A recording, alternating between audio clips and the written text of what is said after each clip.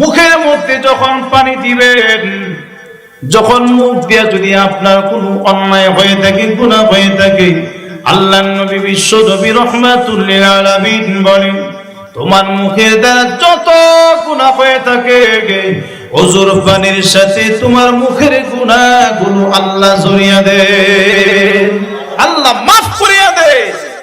ভাই আমার শুধুই নয়, তোমার চোখ দ্বারা যদি কোনো অন্যায় হয়ে থাকে, আল্লাহর নবী বিশ্ব নবী রাহমাতুল লিল আলামিন বলেন, তোমার ওযুর পানির সাথে তোমার চোখের গুনাহগুলো ঝরিয়ে যায়।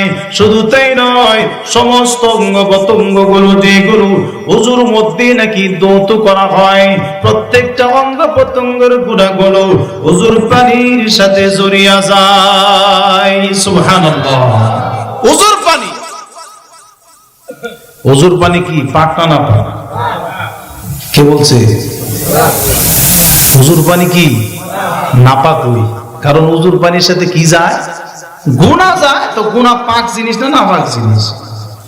গুনাহ এই ওযুর পানিটা সে নিজে পাক, কিন্তু অপরকে পাক করাইতে পারে না। বুঝাইছে কথা? যে ওযু করার পরে যে পানিটা, হুজুর আপনি যদি ওযুর পানি যদি না পাক যদি হয়, তাহলে আমরা একসাথে অনেক ভাইয়ের ওযু করি, তাহলে একজনের শরীরের পানি আরেকজনের শরীরের মধ্যে কিন্তু পড়তেছে, পড়ে না? তাহলে তো আমার শরীর নাপাক হয়ে যায়। কিন্তু ওযুর পানিটা সে নিজে পাক, কিন্তু অপরকে পাক করানোর ক্ষমতা তার নাই। বুঝছেন কথা?